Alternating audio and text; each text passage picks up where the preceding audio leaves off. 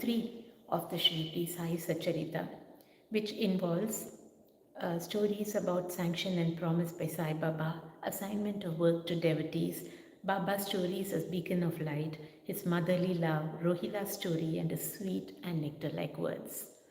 So before we start the Satcharita reading of chapter 3, we will close our eyes, sit comfortably and close our eyes and chant the Sai mantra before and connect with Baba both inside and outside as you see him on the screen right now.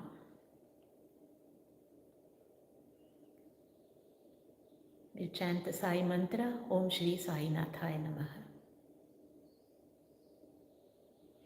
Om Shri Sai Nathaya Namaha.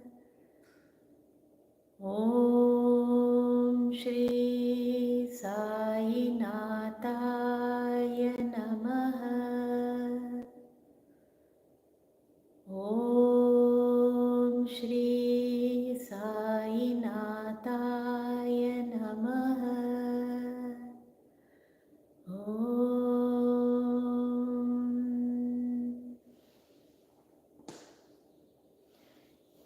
When you're ready, you may open your eyes to read chapter 3 with focus and attention. Sai Baba's sanction and promise.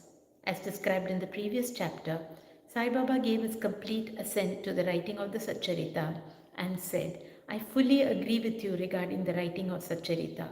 You do your duty, don't be afraid in the least. Steady your mind and have faith in my words. If my leelas are written, the avidya will vanish, and if they are attentively and devoutly listened to, the consciousness of the worldly existence will abate, and strong waves of devotion and love will rise up. And if one dives deep into my leelas, he would get precious jewels of knowledge. Hearing this, the author was much pleased, and he at once became fearless and confident and thought that the work was bound to be a success. Then turning to Shama, Sai Baba said, if a man utters my name with love, I shall fulfill all his wishes, increase his devotion.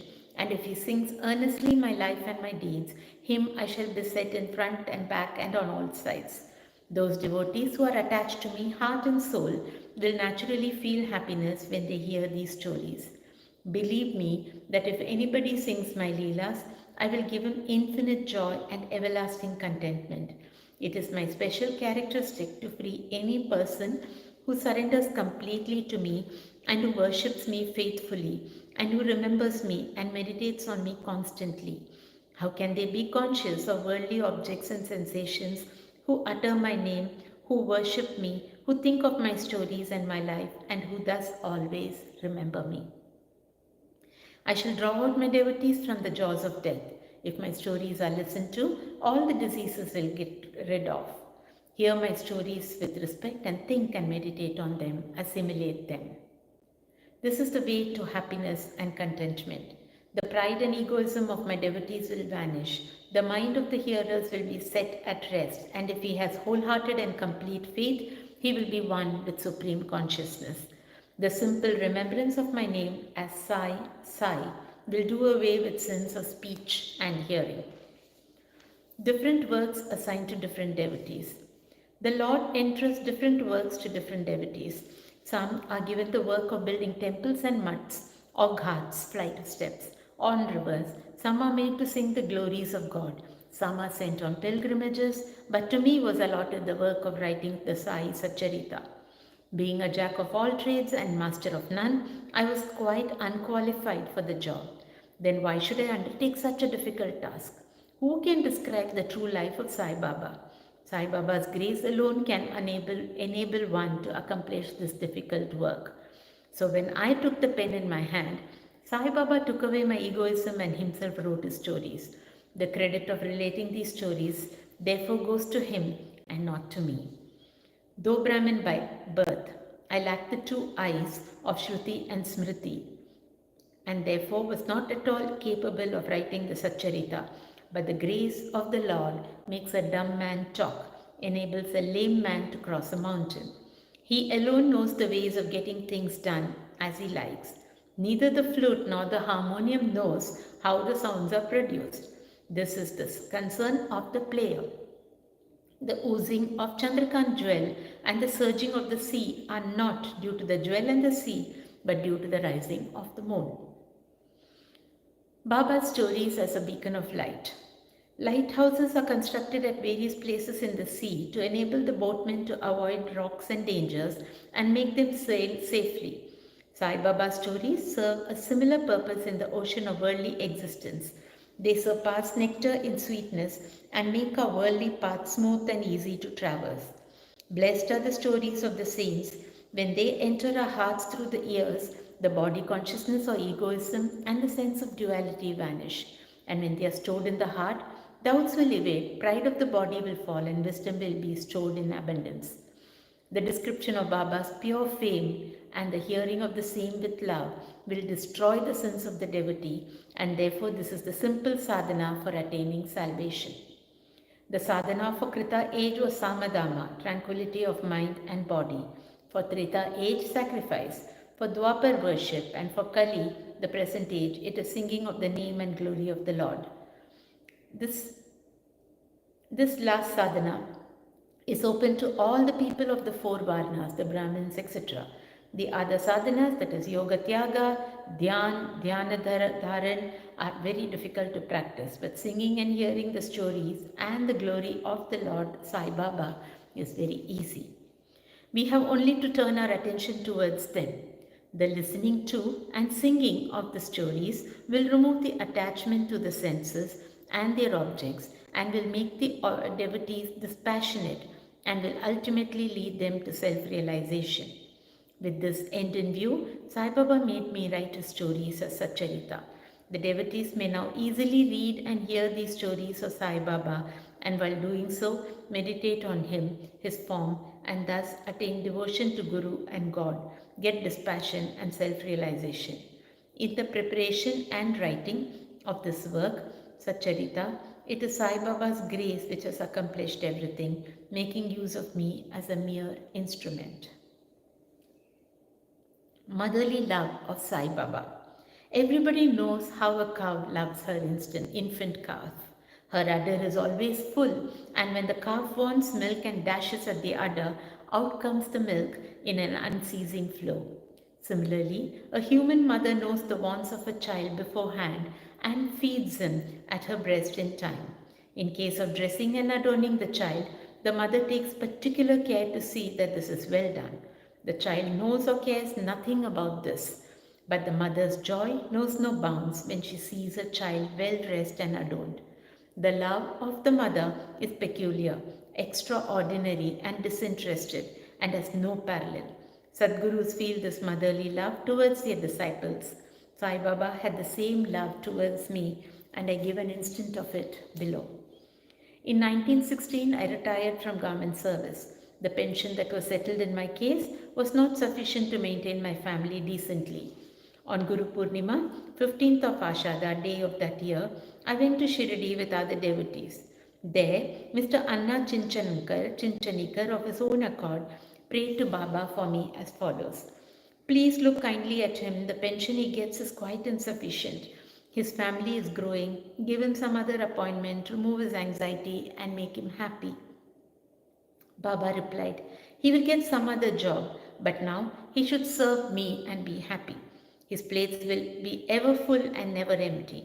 He should turn all his attention towards me and avoid the company of atheists, irreligious, and wicked people. He should be modest and humble towards all and worship me with heart and soul. If he does this, he will get eternal happiness. The question, who is this he whose worship is advocated, is already answered in a note on who is Sai Baba in the prologue at the beginning of this work. Rahila story. The story of the Rohila illustrates Sai Baba's all-embracing love. One Rohila, tall and well-built, strong as a bull, came to Shirdi wearing a long kafni and was enamored of the Sai, who stayed there. Day and night he used to recite in a loud and harsh tone the Kalma, verses from the Holy Quran, and shout Allah, O Akbar, God is great. Most people of Shirdi were working in their fields during the day, and when they returned to their homes at night, they were welcomed with Rohila's harsh cries and shouts. They could get no sleep and felt much trouble and inconvenience. They suffered this nuisance for some days in silence, and when they could stand it no longer, they approached Baba and requested him to check the Rohila and stop the nuisance. Baba did not attend to their complaint. On the contrary, Baba took the villagers to task and asked them to mind their own business. He said to them that the Rohila had got a very bad wife who tried to trouble the Rohila and himself, but hearing the Rohila's prayers, she dare not enter and they were at peace. In fact, the Rohila had no wife, and by his wife, Baba meant Durbuddhi, which is evil thoughts. As Baba liked prayers and cries to God better than anything else, he took the side of the Rohila and asked the villagers to wait and bear with the nuisance, which would abate in due course. Baba's sweet and nectar-like words. One day at noon, after Aarti, devotees were returning to their lodgings when Baba gave them beautiful advice. Be wherever you like, do whatever you choose. Remember this well, that all what you do is known to me. I am the inner ruler of all and seated in your hearts. I envelop all the creatures, the movable and the immovable world. I am the controller, the bipolar of the show of this universe. I am the mother, origin of all beings, the harmony of the three gunas, the propeller of all senses, the creator, preserver, and destroyer. Nothing will harm him who turns his attention towards me, but Maya will lash or whip him who forgets me. All the insects, ants, the visible, the mobile, and the immovable world is my body or form. Hearing these beautiful and precious words, I at once decided in my mind to serve no man henceforth but my Guruji only. But the reply of Baba to Anna Chinchanika's query, which was really mine, that I would get some job, began to revolve in my mind. And I began to think whether it would come to happen.